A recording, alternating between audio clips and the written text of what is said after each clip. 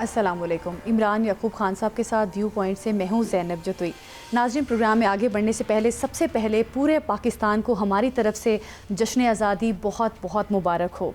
आज के दिन जिस तरह से पूरे पाकिस्तान में इसकी सेलिब्रेशन ज़ोर व शोर से जारी है और इसी तरह से व्यू पॉइंट के तवस्सुत से भी हम आपको जश्न आज़ादी पर मुबारकबाद पेश करते हैं। इमरान साहब, आप कुछ कहना चाहेंगे? देखिए, बात ये है ज़ैनब के पूरे हमारे जितने भी नाजरीन हैं उनको पूरी दुनिया में जो जहाँ जहाँ भी हमें देख रहे हैं उन सबको आज जश्न आज़ादी मुबारक हो। और इसके साथ साथ आज GNN के नाजरीन को ख़ास तौर पे GNN की सालगिरह भी मुबारक हो, क्योंकि आज हमारे लिए यहाँ पे डबल खुशी का मौका है कि आज हमारे प्यारे मुल्क की भी सालगिरह है और आज हमारे इस प्यारे चैनल की भी सालगिरह है। तो मेरी तरफ से, ज़ैनब की तरफ से और व्यू पॉइंट की पूरी टीम और ख़ास तौर पे हमारे प्रोड्यूसर बिलाल की तरफ से हमारे तमाम नाजरीन को जश्न आज़ादी मुबारक हो। बिल्कुल, प्रोग्राम को आगे बढ़ाते हैं कि आज हम किन किन टॉपिक्स पर डिस्कशन करेंगे। सबसे पहले तो हम बात करेंगे पाकिस्तान, सऊदीया, तुर्किया की मक्का मुआहदे के तहत मुश्तरका फ़ौजी मशक़ें करने की मनसूबाबंदी जो है उस पर काम हो रहा है। दिफाई शोबे में ताउन के हवाले से भी मुख्तलिफ और पॉजिटिव खबरें आ रही हैं। इसको प्रोग्राम में हम डिस्कस करेंगे। प्रोग्राम के दूसरे हिस्से में बात करेंगे आज़ाद कश्मीर में नई हुकूमत साजी से मुतालिक मुख्तलिफ मीटिंग्स हो रही हैं और पीपल्स पार्टी और नून लीग के दरमियान भी कुछ अहम पेशरफ्त होने वाली है। इसको भी प्रोग्राम में हम डिस्कस करेंगे। प्रोग्राम के आखिरी हिस्से में बात करेंगे पाकिस्तान ने सऊदीया, कतर, कुवैत के ताउन से वसी पैमाने पर ऑयल स्टोरेज की स्कीम तैयार कर ली है। इससे हमें क्या फ़ायदा होगा, इसको भी हम डिस्कस करेंगे। प्रोग्राम में सबसे पहले बात करें, आज पाकिस्तान का 79वां यौम आज़ादी है और जोशो खरोश से पाकिस्तान में इस दिन को मनाया जा रहा है और इसका क्रेडिट हमारी फोर्सेस और हमारी पाक फ़ौज को जाता है, जिस तरह से पाकिस्तान का दिफा किया। पूरे एक साल का अगर एनालिसिस करें तो बहुत सारी पाकिस्तानी कामयाबियाँ भी समेटी। इस सारे मामले को हम डिस्कस करेंगे। हमारे मेहमान हमारे साथ मौजूद हैं, air marshal retired Saeed Mohammad Khan साहब हमारे साथ मौजूद है, दिफाई तज्जियाकार है। सईद मोहम्मद खान साहब, बहुत शुक्रिया आपके वक्त का। सबसे पहले तो आपको जश्न आज़ादी बहुत बहुत मुबारक हो। किस तरह से देख रहे हैं पाकिस्तान का, अगर एक साल का हम एनालिसिस करें, पिछले एक साल का पाकिस्तान को जो कामयाबियाँ मिली हैं सिफारती दिफाई लिहाज से, उसका क्रेडिट हमारी फ़ौज को जाता है। तो क्या लगता है इस वक्त आप पाकिस्तान को आलमी तौर पर कहाँ खड़ा देख रहे हैं? बिस्मिल्लाहिर्रहमानिर्रहीम। आपका और इमरान का बहुत शुक्रिया कि आप दोनों ने आज के दिन मुझे अपने प्रोग्राम के लिए इनवाइट किया। देखिए, जो पिछले एक साल का सफ़र है पाकिस्तान का मार्के हक के बाद, मेरा ख्याल वो बुलंदी का सफ़र है और हम इसके लिए अल्लाह सुब्हानह ताला का जितना शुक्र अदा करें वो कम है। देखिए, मई 2025 से पहले पाकिस्तान जो था वो एक फ्रैक्चर्ड मुल्क था। पूरी दुनिया उसको नहीं देखती थी, बल्कि ये समझती थी कि हम एक हब ऑफ टेरर हैं और पूरी दुनिया में और ख़ास तौर पर इस इलाके के अंदर जो इंस्टेबिलिटी है वो हमारी वजह से। लेकिन फिर अल्लाह ताला ने मार्के हक के दौरान हमें ये मौका दिया कि हम दुनिया को ये समझाएं कि ये उनका जो इम्प्रेशन था वो बिल्कुल गलत है और हम जो है एक बहुत मुदब्बिर कौम है जिनके पास ये ताकत है कि वो अपनी टांगों के ऊपर खड़ा होके अपने से 10 गुना बड़े एनिमी को शिकस्त दे सकते हैं। जब मार्के हक में हमें फतह मिली तो उसने पाकिस्तान का स्टेचर ना सिर्फ इस इलाके में बल्कि पूरी दुनिया में और तमाम इंपॉर्टेंट ममालिक के कैपिटल्स में बहुत ऊंचा कर दिया। और जब ईरान, अमेरिका और इजराइल की जंग हुई तो अल्लाह ताला ने हमें ये एडिशनल इज्जत दी कि हम वो वाहिद कंट्री थे कि जिसके ऊपर सारे कॉम्बेटेंट्स जो थे, जो वो ट्रस्ट करते थे कि ये एक मॉडरेटर या फैसिलिटेटर ये कंट्री बन सकती है। और हमने जिस अच्छे तरीके से ज़ैनब साहिबा अपने किरदार को अदा किया, मेरा ख्याल है कि आज पूरी दुनिया उस किरदार की गर्विदा है। और हद ये है कि जो पीस डील हुई उसका नाम भी इस्लामाबाद MOU रखा गया। अच्छा, एयर मार्शल साहब, सर ये आज क्योंकि हम जश्न आज़ादी मना रहे हैं तो इसमें सर ये जो खुशखबरी है, ये जो खबर है कि पाकिस्तान, सऊदीया और तुर्किया ने मक्का अकॉर्ड के बाद अब मुश्तरका जो फ़ौजी मशक़ें हैं उनमें फ़ौजी, बहरी और फ़िज़ाई तीनों तरह की मशक़ें हैं वो इकट्ठी करने का प्रोग्राम बनाया और उसके अलावा दिफाई सन्नती ताउन बढ़ाया जाएगा। सीनियर वुज़रा पर मुश्तमिल ग्रुप जो है वो जब बनेगा तो आप इन सारी कामयाबियों को सर किस नज़र से देखते हैं और क्या ये मुश्तरका दिफाई मशक़ें जो हैं आलमी सतह पे एक नया तासुर कायम नहीं करेंगी? बिल्कुल करेंगे इमरान साहब, लेकिन अच्छा तासुर कायम करेंगी। जी जी। देखिए, जितने भी एग्रीमेंट्स, पैक्ट्स या अलायंसेस बनते हैं वो हमेशा उस इलाके की सूरत हाल और उस सूरत हाल को एड्रेस करने के लिए बनते हैं। ये जो हमारा ट्राइलेटरल मुआहदा हुआ है वो भी प्राइमरीली इस वजह से हुआ है कि हम ये जो तीनों बड़े मुस्लिम ममालिक हैं वो ये चाहते हैं कि इस रीजन के अंदर, जो कि gulf, middle east, south Asia और वेस्ट एशिया के ऊपर मुंसलिक है, इस इलाके के अंदर पीस और ट्रैंक्विलिटी आए ताकि यहाँ के सारे ममालिक एक अच्छे तरीके से रह सकें और अपने अपने लिए तिजारत कर सकें। लेकिन अनफॉर्चुनेटली जो इस ममालिक के अंदर इन ममालिक के जो दुश्मन थे वो जो है वो पीस और ट्रैंक्विलिटी नहीं चाहते थे, इसीलिए ये ट्राइलेटरल मुआहदा हुआ। और आपने ये जो अच्छी खबर सुनाई है कि ठीक है, आप मुआहदे के बाद जो एक प्रैक्टिकल स्टेप है कि जी के इन तीनों कंट्रीज की अफवाज एक दूसरे के साथ जब एक्सरसाइज करेंगे तो command and control structures define होंगे, एक दूसरे की टैक्टिक्स को, स्ट्रेटजीज को समझने का मौका मिलेगा। और जब अगर मौका आया, क्योंकि ये एक डिफेंसिव पैक्ट है, ठीक है ना, अगर किसी दुश्मन ने इस इलाके के अंदर इंस्टेबिलिटी क्रिएट करने की कोशिश की और इस पैक को एक्टिवेट किया गया तो फिर उसके लिए जरूरी है कि ये एक्सरसाइज पहले से एक दूसरे के साथ जी सर एम्प्लॉय हो सके। अच्छा सर, ये फरमाइएगा कि मुख्तलिफ मुल्कों की फौजियों की जो जंगी सलाहियत है उसको नापने वाले और उसका जायज़ा पेश करने वाले इदारे ग्लोबल फायर पावर इंडेक्स के मुताबिक मक्का मुआहदे से पाकिस्तान, सऊदीया और तुर्किया की मुश्तरका फौजी ताकत बढ़ गई है। उनके पास अब 14 लाख फाल फौजी, 3,415 फौजी तैयारे, 6,046 टैंक मौजूद हैं। ग्लोबल फायर पावर इंडेक्स की इस रिपोर्ट को सर आप किस तरह से पढ़ेंगे? वो बड़ा क्रेडिबल इदारा समझा जाता है दुनिया में। जी, इसमें कोई शक नहीं है कि जब तीनों ममालिक की अफवाज को इकट्ठा किया जाएगा तो प्रोबेबली नेटो के बाद ये जो है दूसरा सबसे बड़ा मिलिट्री अलायंस होगा। और आप जिस तरह देख रहे हैं इमरान साहब कि अभी इस मुआहदे को हुए 1 हफ्ता हुआ है और एटलीस्ट 2 कंट्रीज ने ऑलरेडी अपनी ख्वाहिश का इजहार कर दिया कि वो इस पैक्ट का हिस्सा बनना चाहते हैं। सो जैसे जैसे वक्त गुजरेगा आप देखेंगे कि और ज्यादा कंट्रीज जो हैं वो इस मुआहदे का हिस्सा बनेंगी। और जैसे जैसे सर इस ख्वाहिश का इजहार तो ईरान भी कर रहा है, तो क्या आप समझते हैं कि ईरान भी जल्द ही इसमें शामिल हो जाएगा? जी, मैं ये समझता हूं कि इवेंचुअल जो इत्तेहाद है जो मुस्लिम ममालिक में और ख़ास तौर पर इस इलाके के लिए पीस एंड सिक्योरिटी के लिए जो बहुत ज़रूरी है कि ईरान इस मुआहदे का भी हिस्सा बने। लेकिन मैं एज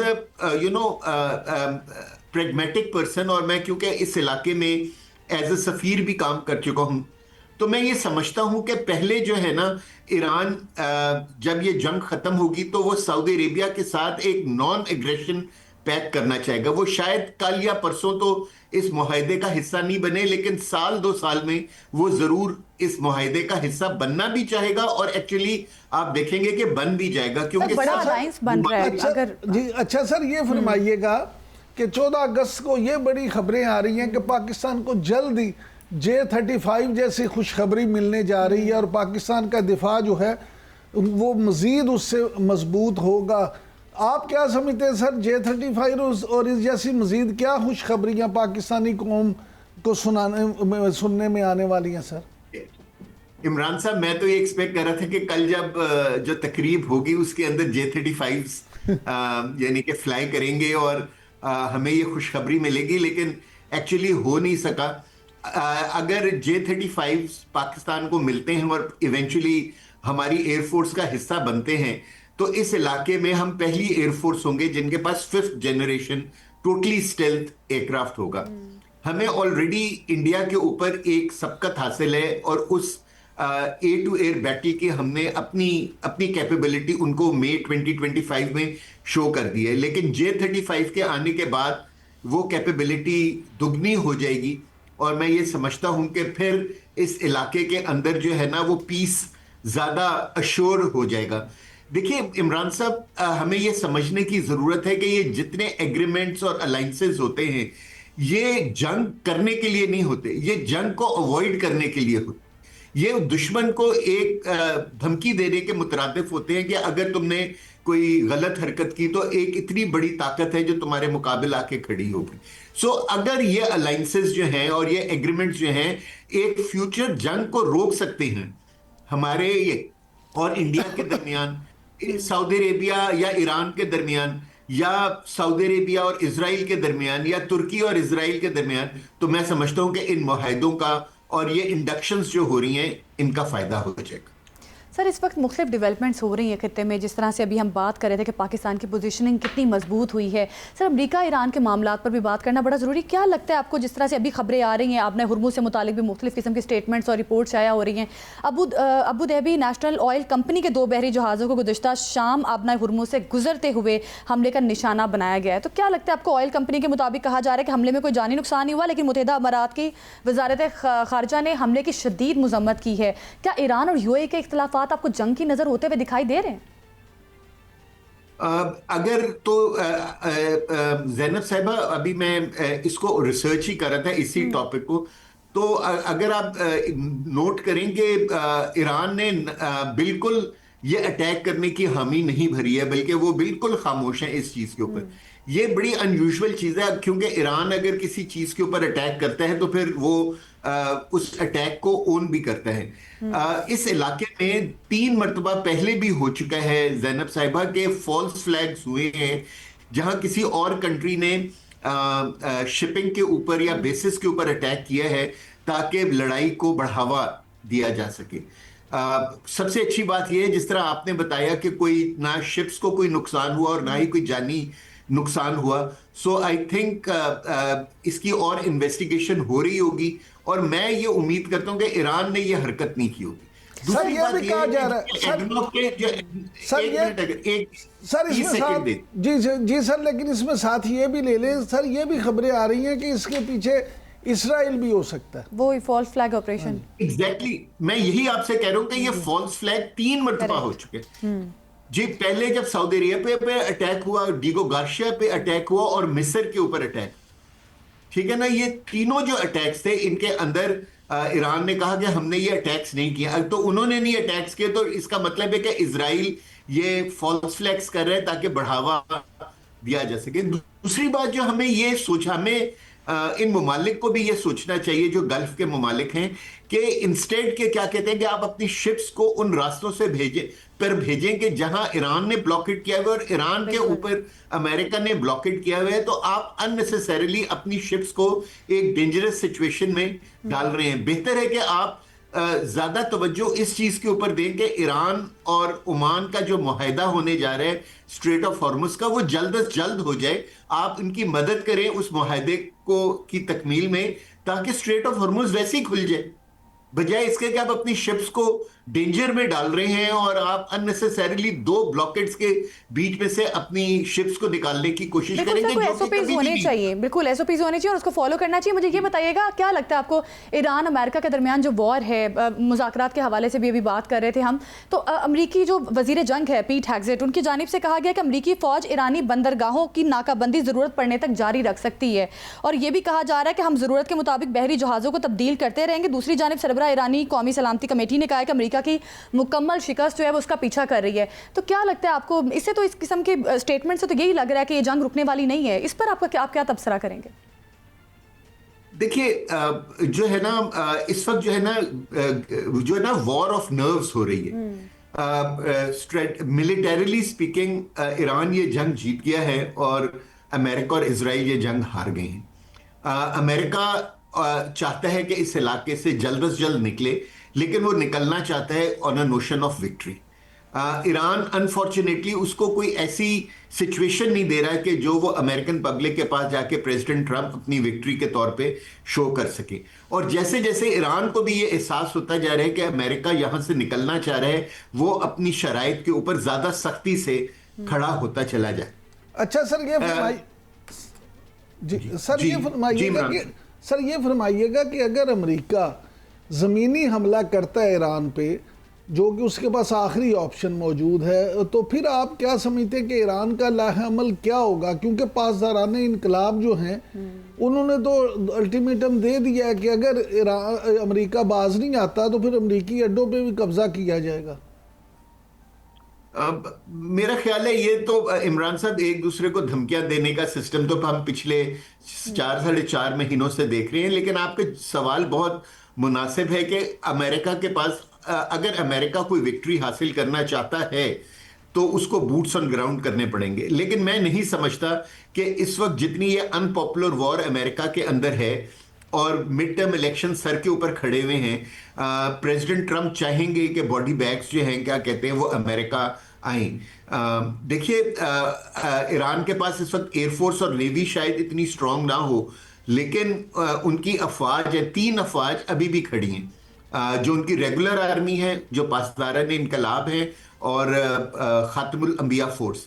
ये तीनों जो है ना ये मिलके तकरीबन 20 लाख फौजी बनते हैं। सो अगर अमेरिका ने बूट्स ऑन ग्राउंड किए तो सक्सेस तो खैर अल्लाह सुब्हाना ताला ही जानता है कि होगी या नहीं होगी, लेकिन उनकी डेथ्स अमेरिकन सोल्जर्स की बहुत ज्यादा होंगी। सर अभी तो ये भी खबरें आ रही है कि इनके पास हथियारों का भी शॉर्टेज, ये भी खबरें आ रही है कि अमेरिका के पास हथियार भी नहीं है इतने, उसका भी बहुत ज्यादा क्राइसिस और शॉर्टेज आ रहा है, तो इनके लिए तो बड़ा मुश्किल है इस वॉर को थोड़ा आगे प्रोलॉन्ग करना भी।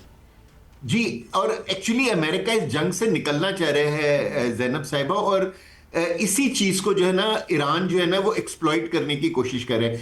मेरे नजदीक ईरान को जो है ना अब थोड़ा सा और प्रैग्मेटिक होना चाहिए और अमेरिका को बस यानी कि जिसको कहते हैं ना कि उसको कुछ दे दे ताकि वो यहां से चला जाए।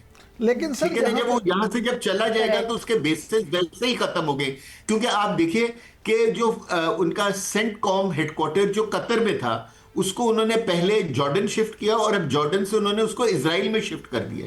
सो इन एनी वे जो उनका हेडक्वार्टर था उनकी फोर्सेस का, वो तो वैसे ही गल्फ से निकल गए इस जंग के रिजल्ट में।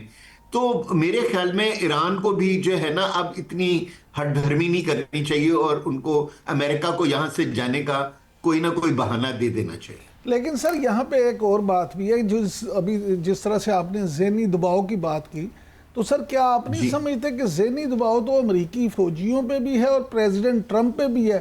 शायद इसी ज़हनी दबाव की वजह से उन्होंने वो जो फुटेज भी सामने आई कि अपना त्यारा भी तब्दील किया और छुप के कंटेनर में दूसरे त्यारे में चले गए। और दूसरा अमेरिकी अखबार जो है वॉल स्ट्रीट जर्नल, उसके मुताबिक तो अब्राहम लिंकन की जगह अब जॉर्ज वाशिंगटन दोबारा वहां जहाज आ रहा है, क्योंकि अब्राहम लिंकन पे फौजियों के खुदकुशी करने के वाकयात की जो खबरें आ रही थी। तो ये सर जो मामला है, इसको आप ये नहीं समझते कि अमेरिका इस वक्त शदीद ज़हनी दबाव में है, चाहे उसके फौजी हों या एस्टेब्लिशमेंट हो? इमरान साहब आपका एनालिसिस बिल्कुल ठीक है ये, और अगर आप ये देखें कि कोई पिछले 250 दिन से जो है क्या कहते हैं इब्राहिम लिंकन जो है वो इस जंग के अंदर शामिल है। यानी कि सेलर्स के लिए तो देखिए इब्राहिम साहब टाइम वाइज उसी वक्त शुरू हो जाता है जब आप अपने मुल्क की पोर्ट से रवाना होते हैं, ठीक है ना। और अब सुने कि वहाँ जो है ना 2 बहुत बड़े मसाइल हैं। एक तो खाने पीने की अशिया कम हो गई हैं, दूसरा जो है क्या कहते हैं कि वहाँ जो बाथरूम्स और लेटरिन्स हैं उनकी जो है ना वो आउट ऑफ फंक्शन होते चले जा रहे हैं। सो जो रहना भी जो है ना इब्राहिम लिंकन के ऊपर बहुत मुश्किल हो गया। तो आपका बिल्कुल एनालिसिस सही है कि अमेरिका के पास कोई चॉइस नहीं है कि सिवाय इसके कि अपने एयरक्राफ्ट कैरियर को रिट्रीव करे और क्या कहते हैं एक नए एयरक्राफ्ट कैरियर को लेकर आए। लेकिन मैं ये समझता हूं इमरान साहब के इससे फार बेटर है कि ना अब किसी ना किसी तरीके से इस जंग की रेजोल्यूशन हो, क्योंकि यस अमेरिका अनलिमिटेड टाइम के लिए तो नहीं यानी कि एक लंबे अरसे के लिए ब्लॉकेड तो रख सकते हैं, लेकिन क्या ईरान और गल्फ कंट्रीज के लिए भी ब्लॉकेड बेहतर है of the straight of Hormuz? मेरे नहीं ख्याल में। आई थिंक कि अब जो है ना इन ममालिक की इकोनॉमी बहुत बुरी तरह इफेक्ट हो रही है, और अगर ये जंग कंटिन्यू रही तो ईरान समेत और गल्फ कंट्रीज समेत इन ममालिक को बहुत ज़्यादा इकोनॉमिक नुकसान होगा, जो कि नहीं होना चाहिए, क्योंकि एक तरफ अमेरिका के हलीफ हैं और दूसरी तरफ ईरान के हलीफ हैं। तो द जंग must now finish on a sensible note. बिल्कुल, जंग खत्म होनी चाहिए और इससे जाहिर है ना सिर्फ अमेरिका, ईरान, जो बाकी ममालिक है उनको भी नुकसान होगा इकॉनमी लिहाज से और वैसे भी अगर देखा जाए। बहुत शुक्रिया आपका air marshal retired Saeed Mohammad Khan साहब हमारे साथ मौजूद थे, हमें बता रहे थे। नाजरीन, अभी वक्त हुआ एक शॉर्ट ब्रेक का। ब्रेक के बाद बात करेंगे आज़ाद कश्मीर में हुकूमत साजी का मरहला, क्या नून लीग पीपल्स पार्टी को अपने साथ लगा सकेगी, इस पर बात करेंगे। Stay with us.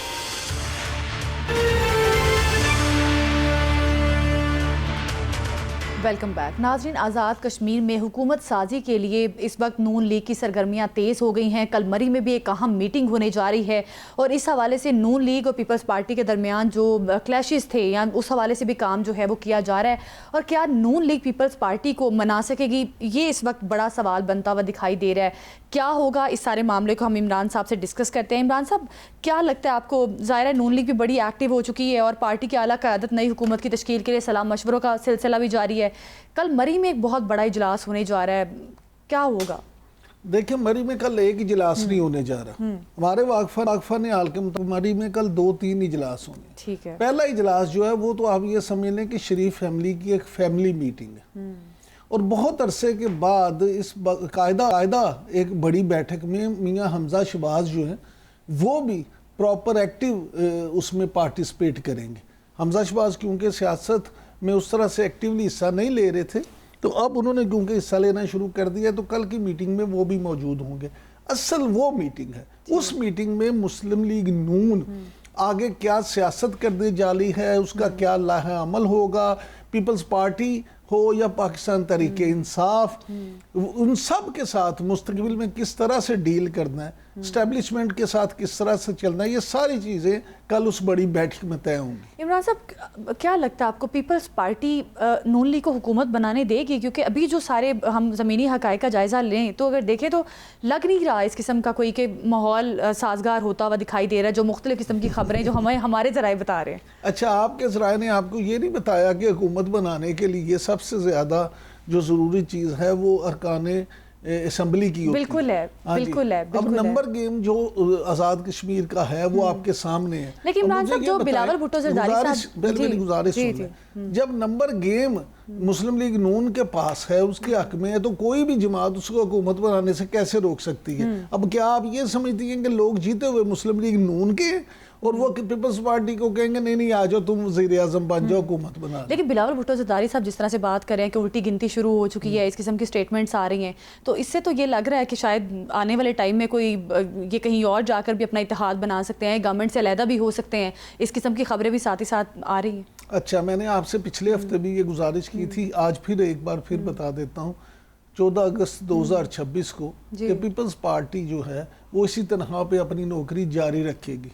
उसकी बुनियादी वजह ये है कि पीपल्स पार्टी ये अफोर्ड नहीं करती कि वो सदर मुमलिकत का ओहदा छोड़े, वो गवर्नर पंजाब का ओहदा छोड़े, वो गवर्नर KP का ओहदा छोड़े, उसकी बलूचिस्तान में हुकूमत ख़त्म हो, उसकी वहाँ पे गिलगित बल्तिस्तान में हुकूमत ख़त्म हो। मामला ये है कि पीपल्स पार्टी जितना मर्जी शोर मचाए, पीपल्स पार्टी अपनी मौजूदगी का एहसास दिलाती रहेगी। और जरदारी साहब बड़े जीरक सियासतदान है। हाँ। वो इस तरह के मामला जरूर करेंगे कि जिनमें पीपल्स पार्टी बिल्कुल इररेलेवेंट ना हो जाए, उनकी अहमियत कायम रहे। लेकिन आपको मैं ये बात बता दूं कि पीपल्स पार्टी PTI के साथ बेशक इत्तेहाद कर ले, अच्छा। बेशक जमीयत उलमा इस्लाम PTI के साथ इत्तेहाद कर ले, बेशक ये जो मर्जी कर लें, फिल वक्त 2029 तक ये जो मौजूदा हुकूमत है ये अपना वक्त पूरा करेगी। अभी ताकतवरों की तमाम सपोर्ट इस हुकूमत को हासिल है। अब आ जाते हैं इस बात पे जो आपको बार बार परेशान कर रही है कि बिलावल भुट्टो जरदारी साहब ये बार बार क्यों कहें। भाई, बिलावल भुट्टो जरदारी अगर ये ना कहें तो क्या कहें? उन्होंने क्या वो अपनी हार तस्लीम कर लें? क्या वो चुप करके बैठ जाएं? भाई, उन्होंने भी सियासत करनी है अपने तई, वो भी अगले इलेक्शन में वज़ीर आज़म के उम्मीदवार हैं। तो जब वो अगर पीपल्स पार्टी इस तरह की बातें नहीं करेगी तो वो तो इररेलेवेंट हो जाएगी, उसको सियासत में फिर कौन देगा? और सियासत में आपको ये पता है कि यहाँ पे पाकिस्तानी सियासत में ख़ास तौर पे वो कहते हैं ना कि अपने आप को इन रखने के लिए आपको इस तरह की बातें करना पड़ती हैं। अच्छा, 17 अगस्त को ये भी खबरें आ रही हैं कि आसिफ अली जरदारी साहब जो हैं वो एक कौमी इजलास बुलाने जा रहे हैं, असम्बली का कौमी इजलास होने जा रहा है, उस बारे में भी कोई आपके वाकिफाने हाल क्या कहते हैं? क्या कौमी असम्बली का इजलास उन्होंने बतौर सदर पाकिस्तान बुला लिया तो अच्छी बात है, बुला लें। रूटीन का इजलास है, इसमें कोई बड़ी चीज़ नहीं होने जा रही, कोई ऐसी अचंभे की चीज़ नहीं है जो आपको परेशान करे। अच्छा इमरान साहब, मुझे ये बताएं कि अब सुहेल आफरीदी साहब, उनके बारे में भी बात करना बड़ा ज़रूरी है। उन्होंने बात की है कि अब 27 सितंबर को 20 लाख अफराद मैं लेकर आऊँगा। आपको लगता है कि इतना बड़ा क्राउड पुल कर लेंगे KP के वज़ीर आला? कहते हैं हज़ारों ख्वाहिशें ऐसी कि हर ख्वाहिश पे दम निकले। बहुत निकले मेरे अरमान, लेकिन फिर भी कम निकले। अगरचे सीनियर साफ़ी और हमारे दोस्त, मेरे तो बड़े भाइयों जैसे हैं, हामिद मीर साहब, उन्होंने भी एक्स पे पैगाम जारी किया और उनका कहना है कि वफाकी हुकूमत तहरीक इंसाफ के साथ मुज़ाकरात पे राज़ी हो गई है। अच्छा। और आइंदा चंद रोज़ में हुकूमत के नुमाइंदों और तहरीक इंसाफ की क़यादत में बाकायदा मुलाकात हो जाएगी, उसका ऐलान भी हो जाएगा। अच्छा। अब पहली बात तो ये है कि हो सकता है कि इस एहतजाज से पहले ही मुज़ाकरात का अमल शुरू हो जाए और एहतजाज वैसे ही रुक जाए, नंबर 1। नंबर 2, हामिद मीर साहब ने एक और बात भी की है कि सबसे ज़्यादा जो रजिस्ट्रेशन है वो पंजाब में हुई है और पंजाब में 5 लाख लोगों ने अपने आप को इस एहतजाज के लिए रजिस्टर्ड करवाया है। अच्छा। अब मामला ये है कि आप तो कह रही ना 20 लाख, मैं बीइंग अ फॉरनर पॉलिटिक्स ये समझता हूँ कि 2 लाख बंदा भी इकट्ठा नहीं होगा। अच्छा। अगर 2 लाख बंदा भी इकट्ठा हो जाए ना तो समझ लें कि PTI बाजी मार गई। ये बातें करना बड़ा आसान होता है कि जी वहाँ पे 2 लाख बंदा अगर जमा हो जाए ना तो सारा निज़ाम उलट पलट हो जाता है। लिहाजा मैं नहीं समझता कि मौजूदा हालात में PTI हो, सुहेल आफरीदी साहब हों या कोई हो, PTI में इतना दम हम है कि वो 2 लाख बंदा इकट्ठा कर सके। हुकूमत के लिए क्या PTI अभी भी थ्रेटनिंग है, आपको लगता है? इस बारे में आपको? देखिए, मुझे नहीं लगता कि इस वक्त PTI की जो सूरत हाल है वो हुकूमत के लिए थ्रेटनिंग हो, क्योंकि PTI के अपने मसाइल ही ख़त्म नहीं हो रहे, उनकी अपनी ग्रुपिंग ख़त्म नहीं हो रही। बुशरा बीबी का अलग ग्रुप है, अलीमा खान साहिबा का अलग ग्रुप है, सुहेल आफरीदी साहब का अलग ग्रुप है, सलमान अकरम राजा साहब पे कुछ और इल्ज़ाम लग रहे हैं और सलमान अकरम राजा साहब अपने तरीके और गुफ्तगू कर रहे हैं। तो ये सारी चीज़ें हैं ना जो वो खुद पाकिस्तान तहरीक इंसाफ के लिए बड़ी नुकसानदेह। इमरान साहब, आपको लगता है कि जो मुज़ाकरात के हवाले से कोई बड़ी पेशरफ्त हो सकती है, इस बारे में आपको लगता है कि PTI और गवर्नमेंट के साथ जो मुज़ाकरात हो रहे हैं इसमें कोई बड़ी पेशरफ्त हो सकेगी? देखिए, मुज़ाकरात शुरू होना ही एक बड़ी पेशरफ्त है और अच्छी बात है, मुज़ाकरात होने चाहिए। किसी भी जमहूरी मुआशरे में सबसे अच्छी चीज़ मुज़ाकरात ही होते हैं, मुज़ाकरात होने चाहिए। अगर मुज़ाकरात होंगे तो कोई अच्छा ब्रेक थ्रू भी हो सकता है। अच्छा इमरान साहब, मैं अगेन आपसे उस पर बात करना बड़ा ज़रूरी है। अभी ये भी इस किस्म के दावे भी किए जा रहे हैं कि शायद पीपल्स पार्टी तहरीक दम एतमाद भी ला सकती है नून लीग के ख़िलाफ़। इस किस्म की भी खबरें आ रही हैं, उनमें सच्चाई तो ज़ाहिर है वो बात वाली बात है। इसमें भी आपको लगता है कि ऐसा कभी कोई सिनेरियो आगे जाके बन सकता है या पीपल्स पार्टी इतना बड़ा कदम कभी उठा सकती है? पीपल्स पार्टी इतना बड़ा कदम फ़िलहाल मौजूदा हालात में नहीं उठा सकती। उसकी बुनियादी वजह फिर वही है कि उनके पास वो नंबर्स ही नहीं है। जो भी पार्टी हो, सादा अक्सरियत तो इस वक्त मुस्लिम लीग नून को हासिल है और मुस्लिम लीग नून की इस वक्त ये पोजीशन नहीं है, ना उसमें कोई फॉरवर्ड ब्लॉक है, ना उसमें कोई इस तरह की बात है। कौन से लोग आके अदम एतमाद करेंगे? बाहर से तो लोग नहीं आ जाने, इसलिए पीपल्स पार्टी इस पोजीशन में नहीं है कि अदम एतमाद कर सके। और PTI जो है वो इस वक्त पीपल्स पार्टी के साथ नहीं है। ये एक लंबा प्रोसेस है। मैं नहीं समझता कि मौजूदा सूरत हाल में हुकूमत को इस तरह का भी कोई ख़तरा हो कि उनके खिलाफ कोई तरीके अदम एतमाद आ जाए। अभी वक्त हुआ है एक ब्रेक का। ब्रेक के बाद बात करेंगे रूस का मॉस्को से कराची और फैसलाबाद तक माल बरदार ट्रेनें चलाने के मंसूबे का ऐलान। इस पर बात करेंगे, stay with us. Welcome back नाज़रीन। पाकिस्तान ने तवानाई के बहरान से निमटने के लिए एक मनसूबाबंदी तैयार कर ली है और सऊदी अरब, कुवैत और कतर के ताउन से अब कमर्शियल ऑयल स्टोरेज का मनसूबा तैयार कर लिया गया है। इस मनसूबे से मुतालिक मजीद भी जानने की कोशिश करेंगे। हमारे मेहमान हारून शरीफ, माहिर मुआशियात, हमारे साथ मौजूद हैं। हारून शरीफ साहब, इस मनसूबे से मुतालिक बताइएगा, क्या लगता है आपको? कहा जा रहा है कि ऑयल स्टोरेज जो है वो ज़रूरत पड़ने पर मकामी मार्केट में फ़रोख्त या दोबारा बरामद किया जा सकेगा। क्या कहेंगे आप इस मनसूबे पर? जी, ऑयल के रिजर्व्स ख़ास तौर पे ऐसे ममालिक में जहां आपका इन्हिसार बहुत ज़्यादा है, वो तो एक इसेंशियल ज़रूरत थी जो कि हमारा एक प्लानिंग का बड़े अरसे से फेलुअर चला आ रहा था। अब अगर हम इनके साथ मिलकर ये ऑयल रिजर्व्स का सिस्टम बना रहे हैं, जो डेवलप्ड कंट्रीज हैं, चाइना है, जापान है, वहाँ से तो 100 दिन से ज़्यादा का रिजर्व होता है कि अगर कोई इमरजेंसी आ जाए तो बिजनेस कंटिन्यू करता रहे। तो पाकिस्तान के लिए ये एक अच्छी चीज़ है, हमें जल्दी से जल्दी डेवलप करना चाहिए। लेकिन अगर ये गल्फ के कंट्रीज से मिल के किया जा रहा है तो हमें ये भी देखना पड़ेगा कि हमारे ऊपर ये प्रेशर ना आए कि हम ऑल्टरनेट सोर्सेज को, नई मंडियों को जो ऑयल की हैं उनको डेवलप कर पाएंगे कि हमारा इन्हिसार सारे का सारा गल्फ ममालिक पर रहेगा।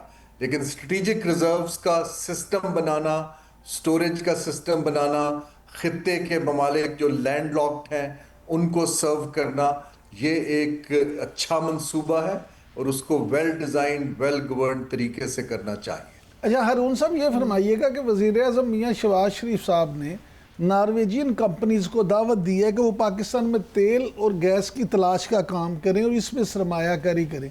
आप क्या समझते हैं कि क्या आपको पाकिस्तान में नॉर्वेजियन कंपनियों की सरमायाकारी के चांसेस नज़र आते हैं? जी बिल्कुल ही नज़र आते। I will be very honest. देखिए, ये जो काम होता है, वज़ीर आज़म को मेरे हिसाब से जो एक पिच लेनी चाहिए वो ये है कि आप पाकिस्तानी कंपनीज के साथ जॉइंट वेंचर कीजिए और उनको टेक्निकल आप ट्रेनिंग दें और उनको अपनी नो हाउ दें और फिर पाकिस्तानी कंपनियों के साथ मिल के आप इन वसाइल को ढूंढिए। जो इस वक्त करंट सूरत हाल है, ओवरऑल सिक्योरिटी की भी and otherwise, I don't see, और यूरोप की इकोनॉमी की मुझे नहीं नजर आता कि कोई भी कंपनी यहाँ पर रिलोकेट होके ये कारोबार कर सकती है। तो I think the best way is, क्योंकि वहां पर स्कैंडिनेविया के अंदर ये तजर्बा है, नो हाउ है, उनको हमारी कंपनियों को फ्रंट पे लाके ये काम करना चाहिए, ना कि हम इनवाइट करें, क्योंकि वो तो पूरी दुनिया से श्रिंक हो रहे हैं, उनकी मल्टीनेशनल्स जो हैं पैक कर रही हैं। तो it is important for Pakistan leadership कि आप समझें कि दुनिया का ट्रेंड किधर जा रहा है और क्या प्रोडक्ट ऑफर करेंगे तो उनको सेल करेगी। हमारे पास अच्छे इंजीनियर्स हैं, उनकी कॉस्ट कम है यूरोप के मुकाबले में, इनके पास टेक्नोलॉजी है, उसको मैच करके आगे लेकर जाएं तो फिर ये मामला उनके लिए भी बिजनेस सेंस बनाएगा और पाकिस्तान के लिए भी इंसेंटिव क्रिएट करेगा। अच्छा सर, ये फरमाइएगा कि हुकूमती ज़राए के मुताबिक हुकूमत ने जो हदफ रखा था पेट्रोलियम मसनूआत पे लेवी का, उससे 100 अरब रुपए ज़्यादा अब तक इकट्ठे कर लिए, और ये सर तहमीना जो लगाया था IMF ने उससे भी कहीं ज़्यादा है। तो आप क्या समझते हैं, ये जो अवाम की जेबें खाली की जा रही हैं इस लेवी के नाम पे, क्या कहेंगे सर इस पे? देखिए जी, हुकूमत को अगर आपका ये स्टैंस देखे ना, जो बाय डेफिनेशन जो नॉन-सब लेवी लगाई जाती है, ये तो एक इमरजेंसी का टैक्स है। अब इमरजेंसी तो कोई नहीं चल रही इस वक्त, अभी आपने ये लेवी को कंटिन्यू किया और बढ़ाया इसलिए कि हमने IMF के अहदाफ पूरे करने हैं। अगर हमारे पास पैसे उससे ज्यादा आने शुरू हो गए हैं तो हमें अवाम को पास ऑन कर देने चाहिए, सिंपल एज दैट। देखिए ना, आप अपने, लेकिन आप अगर खुद उसको रख लेते हैं तो इसका मतलब ये तो आप अवाम से ज्यादती करें कि उनसे आपने ज्यादा ले लिए हैं। और ऐसे ही है कि आप एक सौदा खरीदें, आप पेमेंट ज्यादा कर दें और दुकानदार कहे कि जी बाकी मैं वापस नहीं करना चाहता आपको। I think it's an unfair deal. इनको इतनी ही चाहिए जितनी इनकी जरूरत है। अच्छा सर, ये फरमाइएगा कि रूसी सफीर ने एक खुशखबरी सुनाई है कि रूस फैसलाबाद और कराची को अब जो है वो माल बर्दार ट्रेन के ज़रिए मिलाएगा मास्को से। सर आप क्या समझते हैं, इससे पाकिस्तानी बिजनेस को और बिजनेसमैन को क्या फ़ायदा होगा? और ये भी कहा जा रहा है कि मुस्तकबिल करीब में प्रेसिडेंट पुतिन का भी जो दौरा है वो मुतवक्को है। क्या आप समझते हैं कि रूसी सरमायाकारी यहाँ करेंगे? कि रशिया एक इम्पॉर्टेंट मुल्क है, वो दुनिया की अभी भी डिस्पाइट उनकी वॉर यूक्रेन से एक बड़ी मईशत है। उनके साथ हमें तजारती और इन्वेस्टमेंट के तल्लुकात बनाने चाहिए। मैं इन प्रिंसिपल इस चीज़ को कहता हूँ कि पाकिस्तान को अभी मज़ीद इंफ्रास्ट्रक्चर पे बात नहीं करनी चाहिए। इंफ्रास्ट्रक्चर जो है वो हुकूमत गवर्नमेंट टू गवर्नमेंट डील्स होती हैं। हमारी गवर्नमेंट अभी मज़ीद कर्ज लेने की मुतहम्मिल नहीं है क्योंकि इन डील्स के अंदर बहुत हैवी डेट इन्वॉल्व होता है, जो या कुछ ग्रांट का पोर्शन होता है, इन्वेस्टमेंट एज सच नहीं होती। देखिए ना, लाइन बनाएगा तो रशिया कहाँ से कमाएगा? इन्वेस्टमेंट से तो रिटर्न आता है। हमें अपना घर ठीक करने के लिए रशिया को बुलाना चाहिए। जैसे स्टील मिल है कि आप अगर स्टील मिल को चलाना चाहते हैं उसमें इन्वेस्ट कर दीजिए। जहाँ जहाँ रशिया की सुपीरियॉरिटी है टेक्नोलॉजी की, उसको बुलाएं। मैं हर दफ़ा आपके प्रोग्राम में कहता हूँ प्राइवेट सेक्टर के साथ मिलवाएं। हुकूमत का जो बड़े बड़े मेगा प्रोजेक्ट्स हैं, आप चीन की एग्जांपल अगर ले लें, उन्होंने पहले 30 साल सिर्फ अपना घर मजबूत किया। जब वो इतने मजबूत हो गए तो उन्होंने बाहर की दुनिया के साथ बड़े प्रोजेक्ट्स, ये जो बेल्ट एंड रोड इनिशिएटिव आया, बाकी आया, ये बाद की बात थी। हमें इस वक्त अपने घर की मईशत को ठीक करने के लिए इन ममालिक को इनवाइट करना चाहिए। मैं ये मेगा इंफ्रास्ट्रक्चर प्रोजेक्ट्स, और आपने भी ज्योग्राफी देखी है, मुझे आप बताइए कि रशिया अगर किसी लाइन के थ्रू कनेक्ट होता है तो किस रास्ते से होगा? क्योंकि हमारे पास रास्ते में तो अफगानिस्तान आता है, जी तो वो अगर या चीन आता है, तो एट द मोमेंट तो ये एक वेरी लॉन्ग टर्म मंसूबा है। पॉलिसी साजी पर काम करने की जरूरत है। हारून शरीफ साहब, बिल्कुल आपकी दुरुस्त बात है। अच्छा, ये बताइएगा कि जिस तरह से आप जानते हैं कि पाकिस्तान जो है वो 8वां बड़ा गंदम पैदा करने वाला मुल्क है, लेकिन उसके बावजूद ये खबरें आ रही हैं कि दरामद की ज़रूरत पेश आ रही है पाकिस्तान को। तो क्या समझते हैं, 10 लाख टन गंदम दरामद करने की मंजूरी भी दे दी गई है, तो क्यों पेश आ रही है ज़रूरत दरामद करने की, जबकि गंदम पैदा करने वाला मुल्क है हमारा? ये गवर्नेंस और प्लानिंग का फेल्योर है। देखिए, गंदम की प्राइसिंग और इंसेंटिव्स हुकूमत तय करती है, ना कि मार्केट बेस्ड मैकेनिज्म करता है। गंदम की आपको याद हो, अब इन्होंने वो कर दिए हैं डीरेगुलेट। पहले पास को स्टोर किया करता था, फिर हमारे पास एक सार्क का टारगेट था कि सार्क के ममालिक में कमी हो जाए तो हम एक गंदम का जखीरा रखेंगे। ये एक और फिर हमने इस सब्जेक्ट को सूबों को डिवॉल्व कर दिया, क्योंकि फेडरेशन और सूबों की कोऑर्डिनेशन, इंटर प्रोविंशियल ट्रेड के इश्यूज हैं। हमें पता ही नहीं चलता नंबर्स क्या हैं, प्रोड्यूस क्या हो रही है, कहाँ यूज़ हो रही है।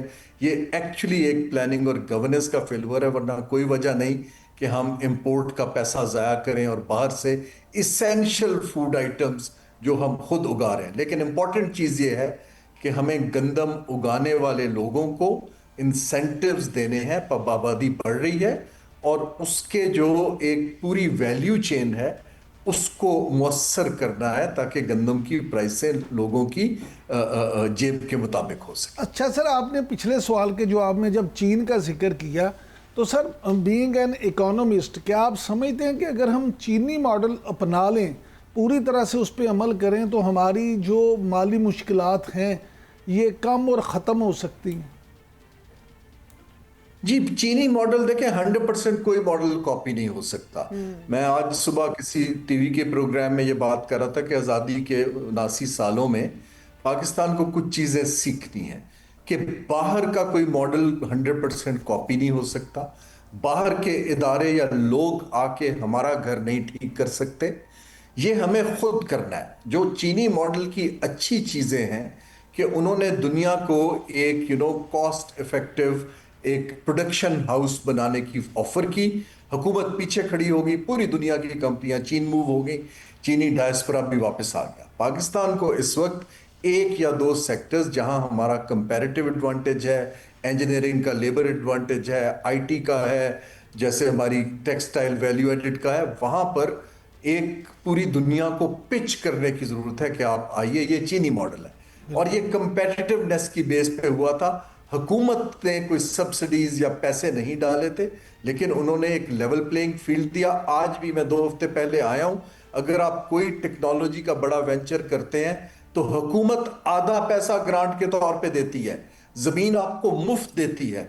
हमें इस तरह के इंसेंटिव्स देने की जरूरत है ताकि प्राइवेट सेक्टर को इंसेंटिव आए कि हमने किधर जाना है। और ये चीन का मॉडल है और इसको हमें ना सिर्फ स्टडी करना चाहिए और चीन से बात करके उसकी अच्छी चीज़ें अपनानी बिल्कुल बिल्कुल ठीक। प्राइवेट सेक्टर में भी कुछ पॉलिसीज़ जो हैं वो बनाने की ज़रूरत है, इस ताकि से फ़ायदा उठाया जा सके। बहुत शुक्रिया आपका हारून शरीफ साहब, हमारे साथ मौजूद इस मामले पर हमें बता रहे थे। नाज़रीन, इसी के साथ प्रोग्राम से दीजिए हमें इजाज़त, कल फिर मुलाकात होगी। अल्लाह हाफ़िज़।